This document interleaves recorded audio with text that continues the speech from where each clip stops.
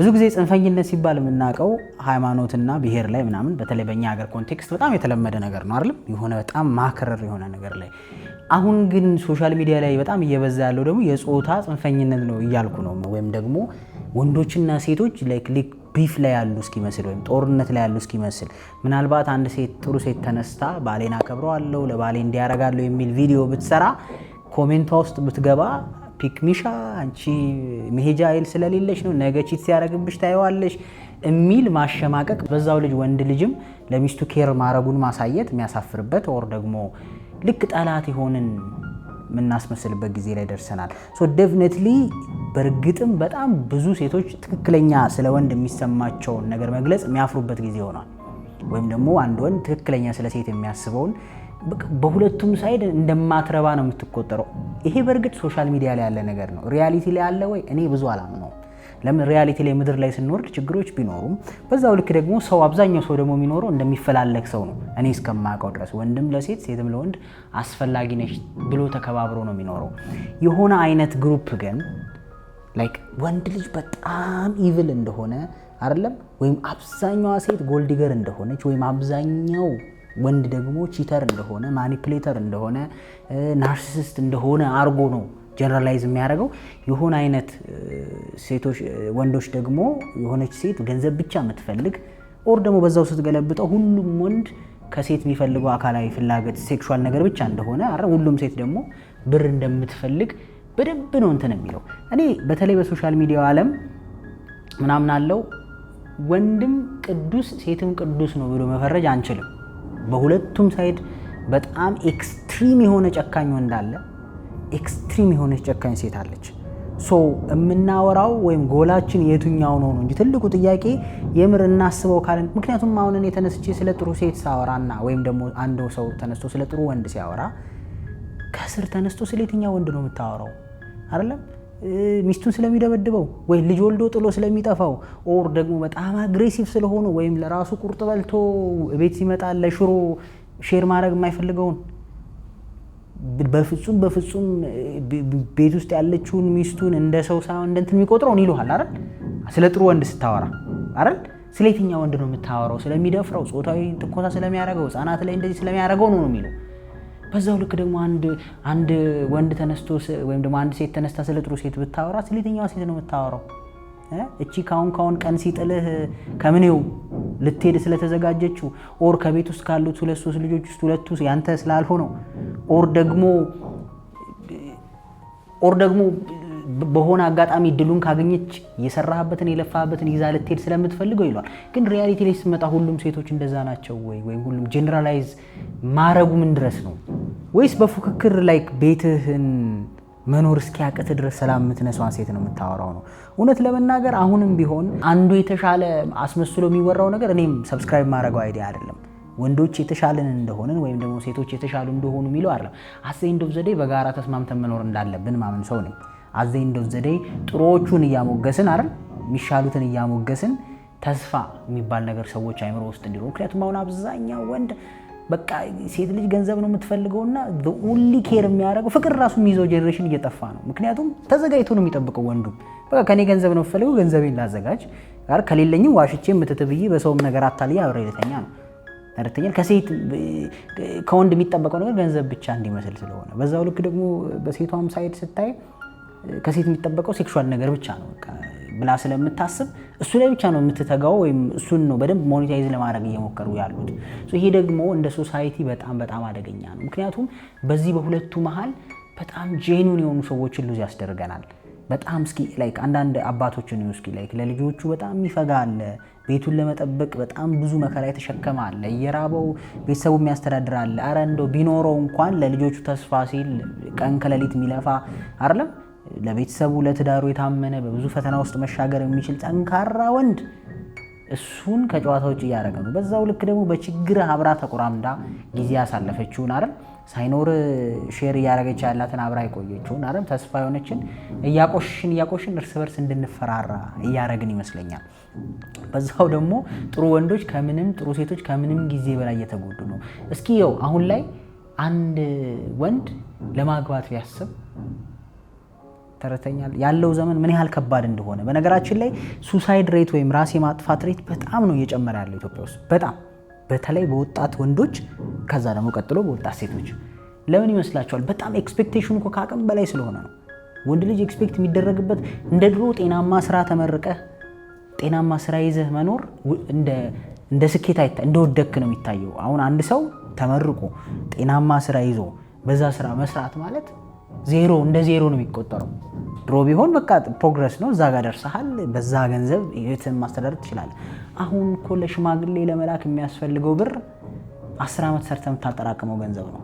ሶሻል ሚዲያ ላይ የሚያሳዩን ሌሎች ሰዎች እንዲህ ነው የሚኖረው ብለው ፍቺውም በዛው ልክ ነው። በነገራችን ላይ ግን ሶሻል ሚዲያ ላይ የሚያሳዩን የሽምግልና ስርዓት አይደለም፣ ከዛ ሰርግ ይቀጥል፣ ከዛ ቤቢ ሻወር ምናምን እያልክ ከወንድ ነው ኤክስፔክት የሚደረገው። ሞስት ኦፍ ዘ ታይም አም ሶሪ ቱ ሴይ አብዛኛው ወጣት ተስፋ ቆርጧል በትዳር ላይ ቢፈልግ ራሱ። ምክንያቱም አፎርድ ማድረግ የማይችልበት ነው። ይሄን ብዙ ጊዜ ስለምናወራው ነው። አንድ ሰው ሰርግ አልደግስም ቢል በዚህ ዘመን ከተማ ውስጥ ያደገች ሴትን ለማግባት ስንት ብር ያስፈልጋል? ካሜራማን ነህ አንተ። ሰርግ ባይደግስ አይደል የፎቶ ሹት ስርዓቱና ሽማግሌ ውስኪ ልኮ ምናምን ለማድረግ እኔ ባየሁት በጣም አካባቢው ሊሆን ይችላል እስከ 300 ሺህ ብር ያስፈልጋል ባይ ነኝ።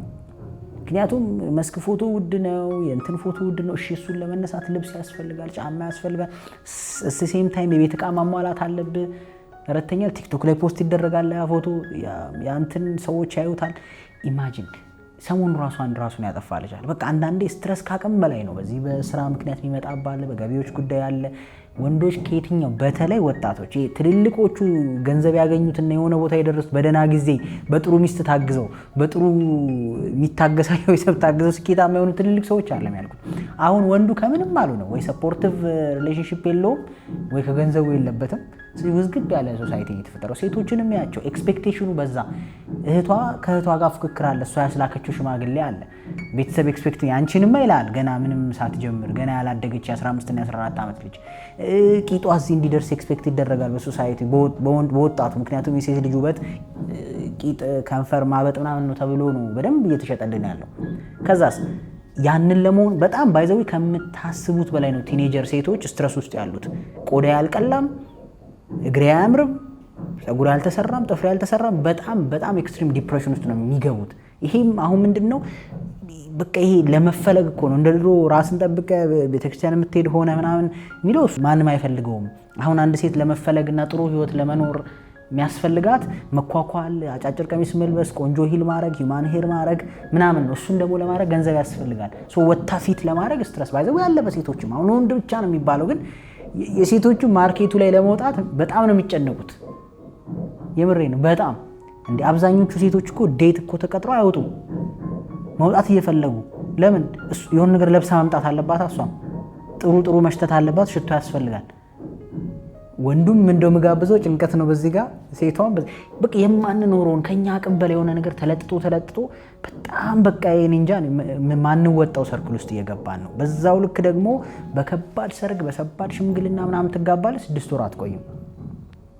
አክቹሊ ይሄንን ነገር እያመጣብን ያለው በተለይ ሶሻል ሚዲያው ጽንፈኝነት፣ ሰፖርቲቭ መሆን አይደለም፣ ሰው እንዲለወጥ ሰው እንዲያድግ ኦር በጋራ ምናምን አይደለም።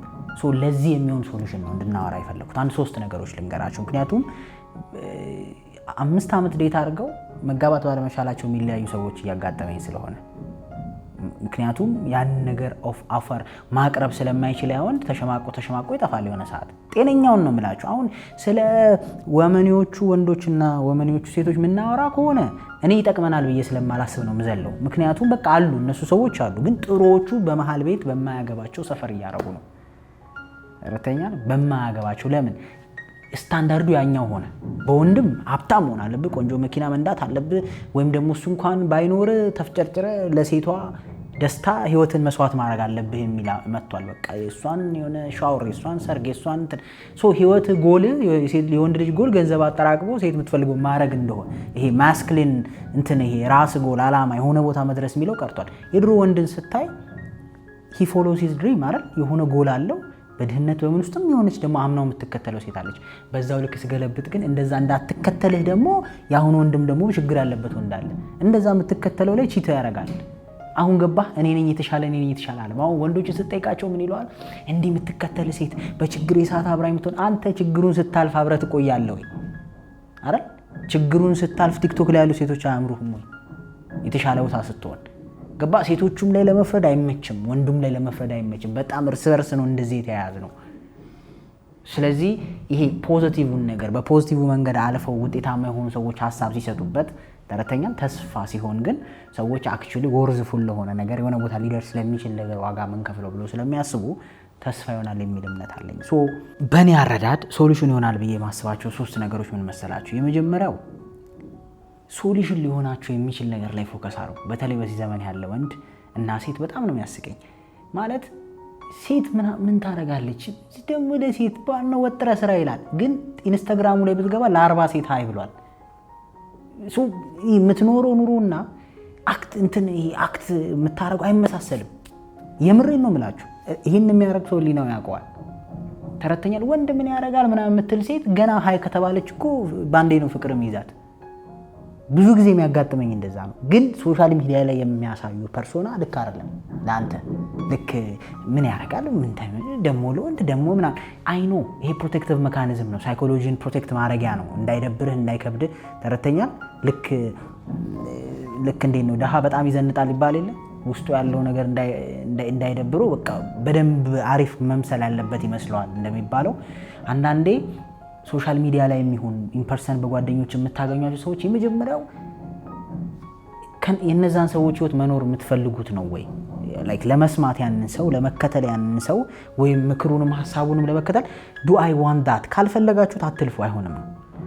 ምክንያቱም ያንን ህይወት ፈለግከውም አልፈለግከውም ካዳመጥከው ስለምትሆን ከአንተ ህይወት ጋር ሪሌት ማድረግ አለበት። ስለዚህ ሶሻል ሚዲያ ላይ የምታዩዋቸውን ሰዎች ስለማይመለከት ሰው ጤነኛ ግንኙነት ግንባት ከሆነ አላማው ጤነኛ ግንኙነት ሊገነባበት ስለማይችል ነገር እውቀት ምን ያደርግልሃል?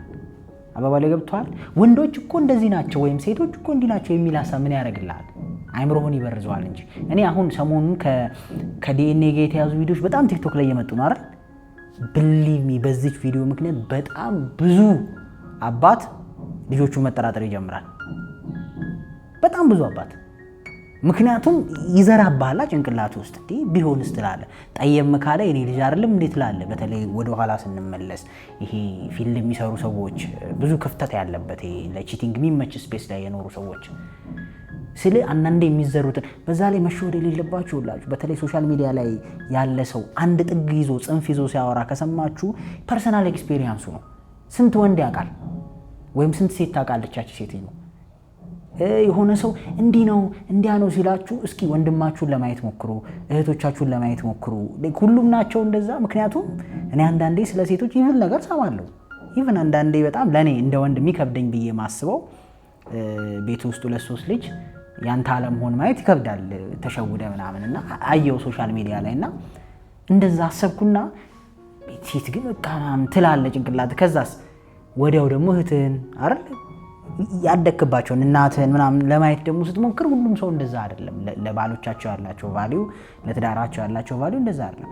በወንድም ስትገለብጠው ደግሞ ሚስቱ የሚደበድብ የሚያስርብ ጨካኝ አይደለም። አካውንት ውስጥ ሚሊዮን አስቀምጦ የ500 ብር የሆነ ነገር ለመግዛት ቤት ውስጥ በጣም ትልቅ በቃ 2000 ብር ቆጥሮ እቺ ለእንትን እያለ የሚሰጥ አይነት ሰው ደግሞ አለ። የምሬን ነው። ግን ሚሊዮንስ አለው የሚነዳው መኪና። እሱ የሚያሳስበው ነዳጅ መጉደሉ ምናምን ሊሆን ይችላል ከመኪና ውስጥ ተረተኛል ማለት እንደ ሰው አስተዳደጉን ይናገራል። በርግጥ ሁሉም ሰው አይደለም፣ ሁሉንም ነገር ኤክስፒሪየንስ አላረጋችሁትም። ሶ ጀነራሊ አንዳንድ ሰዎች መተው ኦፍ ኮርስ በጣም በብዙ ወንዶች የተጎዱ በወንዶች የተጎዱ ሴቶች አሉ። በጣም በሴት የተጎዳች የተጎዳ ወንድ አለ። ግን እስኖት ሁሉም ሰው ኦፍ ኮርስ መጥፎ ወንዶች አሉ። ቅድም እንዳልኩት ዩር ኖት ቤተር መጥፎ ወንዶች ሴቶችም አሉ። አሁን ወንድ ስለሆንኩ ምናምን አይደለም። አንዳንዴ እኔ እንደ ወንድ የሚያሳፍረኝን ነገር ስለምሰማ ወንድ አረገ ተብሎ ተረተኛል። ሴትም ምናምን ስትሰማለህ ደግሞ በዛው ልክ አንተ ቤት አልደረሰም እንጂ። ስለዚህ እነዛ ሰዎች ሁሉንም ሰው አይወክሉም ነው የኔ እይታ።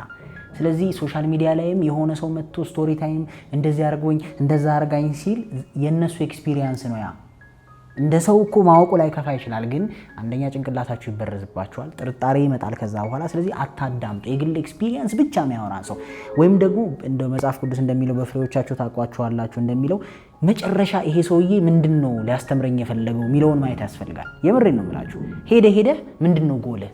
እዚህ ቢልዲንግ ጤናማ ግንኙነት ወይስ ዳውትና ጥርጣሬ ፈጥሮ ማቆም እዛ ቦታ አይደለ? አንዳንድ ቪዲዮዎችን ስሰማ አንዳንዴ አዳምጬ ሲጨርስ ምንድነው አላማው ይሄ ቪዲዮ?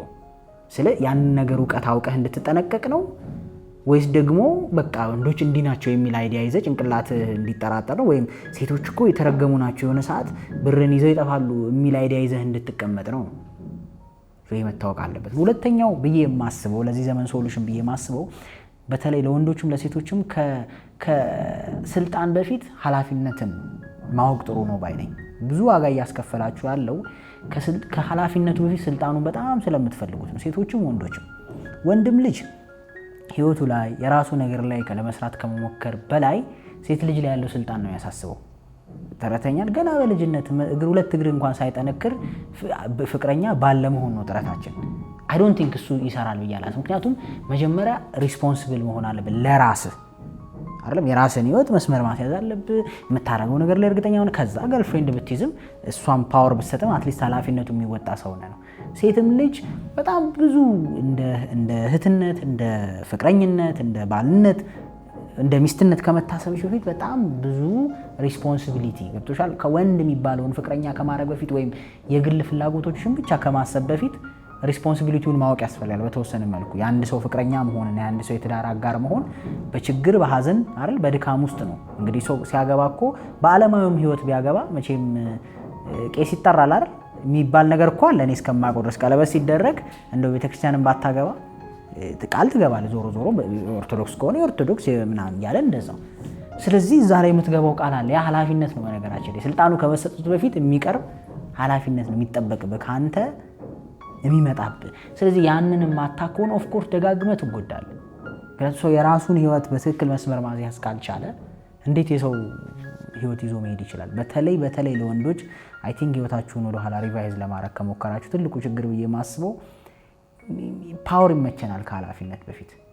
አራተኛ ይሄ ሪስፖንሲቢሊቲ ላይ ጠንካራ ከመሆኑ ትከሻህ መሸከሙን ከማወቅ በፊት ቢሰጥ ነው። ልክ አንዳንድ ልጆች አይታችሁ አታውቁም? ያለ እድሜያቸው መኪና የመያዝ ይጀምራሉ። ያለ እድሜያቸው ገንዘብ ማግኘት ይጀምሩና በቃ ወይ መጠጥ ቤት አንዱ ይገለዋል፣ ወይ በሽታ ይያዛል፣ ወይ ደግሞ ሱስ ገብቶ በቃ ምስቅልቅል ያለ ህይወት የሚኖረው እንደዛ ማለት ነው። ከኃላፊነቱ ምን ሲቀድም ፓወር ሲቀድም በጣም አደገኛ ነው። ሪሌሽንሺፕም ላይ ከኃላፊነቱ በፊት ይሄ ላይክ እንደማን ጠንካራ ከመሆን በፊት ሴቷ ላይ ያለ ስልጣን አብሮ መተኛት አብሮ እንደዚህ መሆን እሱ ከሆነ የሚቀድመው definitely will pay the price። የመሸወዱም አይቀርም። ምክንያቱም ነገርየው ራሱ የተመሰረተው ዲዛይር እና ፍላጎት ላይ ስለሆነ ማለት ነው። በጣም ይቅርታ የሚረብሽ ድምጽ አለ ከላይ ወይ አንደታንዛት።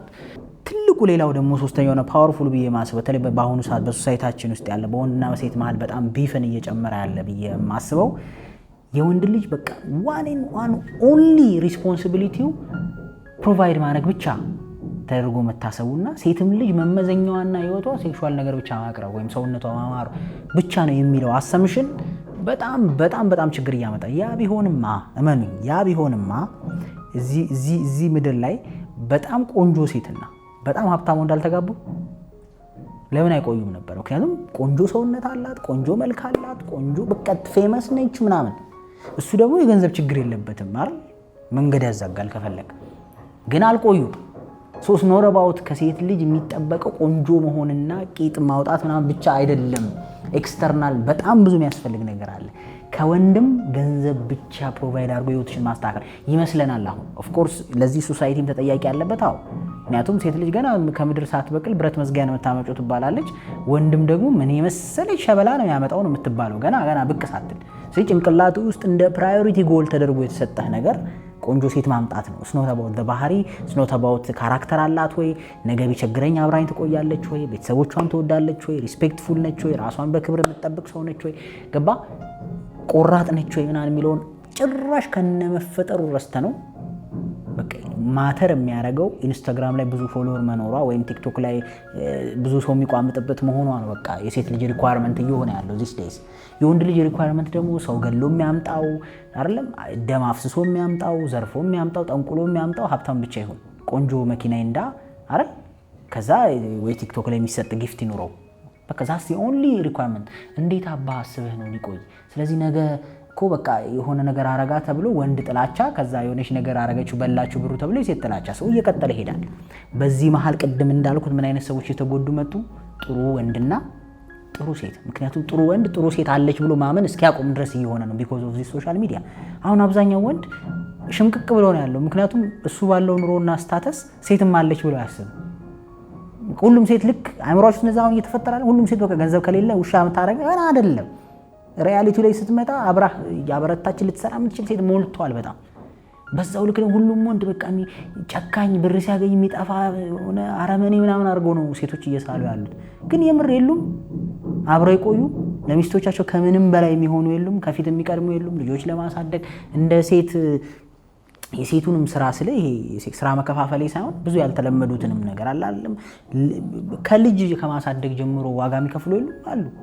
ግን እነሱ ምን እየሆኑ ነው? ሻዶ ውስጥ እየገቡ ነው። ዞሮ ዞሮ የወንድ ልጅ ሪስፖንሲቢሊቲ ፕሮቫይድ ማድረግ እንዳለ ሁሉ ከዛ በላይ ኢሞሽናል ኢንተለጀንስ አይደለም አቴንሽን መስጠት፣ አብሮ ለመረዳት መሞከር በጣም ኢምፖርታንት። የሴትም ልጅ ሎያሊቲ፣ ትዕግስት፣ ትህትና፣ ካራክተር በጣም ኢምፖርታንት ነው። እሱ ግን ማተር እንደማያደርግ ነው። ለዛ ነው ከዚህም በላይ ሰዎች ቸኩለው በሞራል ሪሌሽንሺፕ ውስጥና ትዳር ውስጥ ይገባሉ። ከዛ ሲወጡ ስቶሪ ታይም ይሰራሉ። ከዛ እኛ እየተጠማመድን ታች ያለው ሶሳይቲ እየተጠማመደ ምክንያቱም ኢማጂን እስኪ አንድ እህት ሁለት እህትማማቾች ናቸው። የላይኛዋ ታላቋ ቤት አበባ በአይሱዙ የሚልክ ሽማግሌ አስላከች። ሁለተኛዋ እንዴት እንደምትሆን አስበዋል? ስለዚህ ሁለተኛዋ ምርጫዋ የሚሆነው አይሱዙ መላክ የሚችል እንጂ ጤነኛው እንዳለ ለምን ጭንቀት ስለሚይዛት ማለት ነው። ወንዶችም እንደዛው የዚህኛው ሚስት የምትንከባከበው አቴንሽን የምትሰጠው ምናምን ሲሆን የራሱ ሚስት ያስጠላችሁ እንደምታውቃላችሁ በዚህ ያው እንትን ይላል እኮ ቼክ ያደርጋል። በራስ ነው የምታየው። ምክንያቱም እኔ እንደዚህ ያደርጋለሁ ግን የሱ ሚስት ታከብረዋለች። የሱ ሚስት ኮምፔር ይመጣል፣ የሌለ ኤክስትሪም እየሆነ ይሄዳል ፍላጎቶቻችን። ገባ? የሱ ሚስት እንትኗ ሼፓ፣ የሱ ሚስት ቂጧ እያለ ሰው መምረጥ ያለበትን ለሱ የምትሆነውን ሴት እየተወ ጥሩዋን ሴት እየተወ ፉክክሩ የሚሆነው አሁን እንደዛ አይደል? ሶሻል ሚዲያ ላይ ትንሽ ገንዘብ ያለው ወንድ እኮ የሚፎካከረው በቆንጆ ሴት ነው አለ። ቆንጆ ሴቶች ወይም ደግሞ አቴንሽን ውስጥ መግባት የሚችሉ ወንዶች ሴቶች ደግሞ እየተፎካከሩ ያሉት በምንድን ነው? በገንዘብ ነው። እንደው እንደ ወንድም ምከር ካላችሁኝ የመጨረሻ ሀሳብ ሄልዚ ሪሌሽንሺፕ የሚገነባው ሁለት ክብር ባላቸው ሰዎች መሀል ነው። ተረተኛል። እዚህ ጋር ምናምን አይነት አስተሳሰብ እያለሽ ብሊቭ ሚ ብትገቢም ትወጫለሽ። እዛ ጋር ጀግና ነኝ የምትጫወት ከሆነ ከሁለቱ ስለሚጋጭብህ መዋረድህንም ስለምትፈራው ሄልዚ ሪሌሽንሺፕ የገንባ ቻንስ ጠባብ ነው። ሃምብል መሆን አለብህ። ኦፍ ኮርስ ሴት እንደምታስፈልግ ማመን አለብህ። ምንም መለጠጥ መወጠር አያስፈልገው። በቃ ወንድ ልጅ የትኛውንም ማስክሊን ሆን እዚህ ምድር ላይ እስካለህ ድረስ ጤነኛ ሄልዚ አስተሳሰብ ያላት ሴት ያስፈልግሃል። የትኛውንም ያክል ቆንጆ ብትሆኚ፣ የትኛውንም ያክል የማይረባ ወንድ ስርስርሽ ቢል ዮናው በዲ በቃ አዛኝ እንደብዘደይ ወንድ ያስፈልግሻል፣ ጤነኛ የሆነ ወንድ። ይህ ግማል ያለ ወንድ መኖር ይችላል። ስለሱ አይደል እያወራን ያለ ነው። ያስፈልግሻል፣ አለመፈለግ ግን መብትሽ ነው። ምክንያቱም ዲዛይናችን እንደዛ ስለሆነ አይደለም። ሰፖርት ተብሎ አይደለም ለአዳም ሔዋን የተሰራችው አይደለም። የተፈጠረችለት እኮ አጋዥ ትሆነ ተብሎ ነው። ስለዚህ ኦፍ ኮርስ ተጋግዘን እንደምንኖር ከላይ የተጻፈ ነው። ስለዚህ የሆነ የድስት ኢሹ ወይም የኪችን የሆነች ኢሹ ወይም ምሳ ሲበላ በጣም አንዳንድ ሰዎች እኮ ለሪሌሽንሺፕ መጋጫ ምክንያት አድርጋችሁ ሶሻል ሚዲያ ላይ የምታቀርቡት እኔ በጣም ያመኛል። ለምን መሰለህ? እኔ ምሳ ሳቀርብለት ሶፋ ላይ ቁጭ ብሎ ጠብቀኝ፣ በቃ ጠበቀሽ እና ምን ይሁን? የምሬን እኮ ነው። አንዳንዴ ሰው ለሚወደው ሰው የዚህን ያህል ይቆጥራል እንዴ? ሶፋ ላይ ተቀመጠ ብለህ የዚህን ያህል የሚቆጭ ነገር ነው? ኦፍ ኮርስ ግን አንተም ብትሆን ግን ደክሟት ምን ብላ ብዙ ጫና ኑሯባት ጉዳይ ነው ምናምን ግዴታዋ ነው የሚል አስተሳሰብ ባይኖርህ ጥሩ ነው። ምክንያቱም አዘይ እንደው ዘዴ የምትወደውን ሰው ማገዝ መጥፎ አይደለም። አትሊስት ግን ደግሞ አንቺም ይሄ ሪዝንሽ ከሆነ እንዴ ሌላ ከባድ ፈተናማ እንዴት ልትቋቋሚ ነው? ገና ለገና እኔ ምግብ ሳቀርብ አልተከተለኝም ከኋላ የሚያናድድሽ ከሆነ ተረተኛል። እሱም ሊቆጥር ነው። እኔ እኮ ወሩን ሙሉ ለፍቻ ያመጣሁትን ገንዘብ ነው እኮ ሳልሳሳ የምሰጠው ሊል ነው እሱም። ስለዚህ እሱም ያዝ ያደርጋል። ሄደ የትም አትደርሱም። አንዳንድ ሰዎች ሶሻል ሚዲያ ላይ ይዛችሁ የምትመጡት የግጭት ሪዝን በጣም ነውር ነው፣ ማይባል ነው። ምክንያቱም ሰው ከሰው ጋር ነው የሚኖረው። ከሰው ጋር እስከኖረ ደግሞ የተወሰኑ ፕሮብለሞች ይኖሩብናል። በአስተዳደግ ምክንያት ሴቶች ጋር ችግር ይኖራል፣ በእኛም በአስተዳደግ ምክንያት ወንዶች ጋር ችግር ይኖራል። አንዳንዱን እየተላለፍን እንጂ ይሄ ራሳቸው ሊከተሉት የማይችሉትን ሩል የሚያወጡባችሁ በጣም ስትሮንግ የሆነ መተንፈስ የማያስችል ሩል የሚያወጡ ሰዎችን ባታዩዋቸው ብዬ እመክራለሁ። ሆፕፉሊ ዚስ ቪዲዮ ሄልፕስ ዩ ኢን አ ፖዚቲቭ ወይ። በሌላ ቪዲዮ እስከምንገናኝ ሰላም ሁኑልኝ። ቴንክ ዩ